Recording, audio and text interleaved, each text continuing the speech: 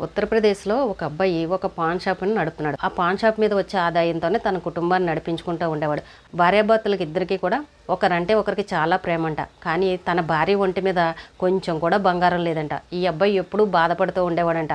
అందరూ బంగారాలు వేసుకుని తిరుగుతూ ఉంటారు, నా భార్యకి నేను ఇంత బంగారం కూడా నేను కొనిపెట్టలేకపోయానని చెప్పేసి ఎలా అయినా సరే భార్యకి సర్ప్రైజ్ ఇవ్వాలని తన షాప్లో వచ్చిన 20 రూపాయల కాయిన్స్ అన్నింటినీ కూడా ఒక్కొక్కటిగా దాస్తూ పక్కన పెట్టి దాచాడు. అవి ₹1,00,000 అవగానే ఒక బంగారం షాపుకు తీసుకువెళ్ళి ఆ కాయిన్స్ అన్నీ బంగారం షాపుకు వాళ్ళకి ఇచ్చి నాకు ₹1,00,000 ఒక బంగారం గొలుసు ఇవ్వండి అని చెప్పేసి షాప్ వాళ్ళని అడిగేసరికి షాప్ వాళ్ళు అన్నారు, మేము ఈ 20 రూపాయల కాయిన్స్ని మేము తీసుకోమని చెప్పేసి అన్నారు. ఈ అబ్బాయి నిరాశగా బాధపడుతూ షాప్ వాళ్ళని రిక్వెస్ట్ చేసి అడిగాడంట, నేను చాలా కాలంగా ఈ కాయిన్స్ని దాచిపెట్టాను, మేము చాలా పేదవాళ్ళం, నా భార్యకి ఎలా అయినా సరే కొంచెమైనా సరే బంగారం కొనిపెట్టాలని నా కోరిక.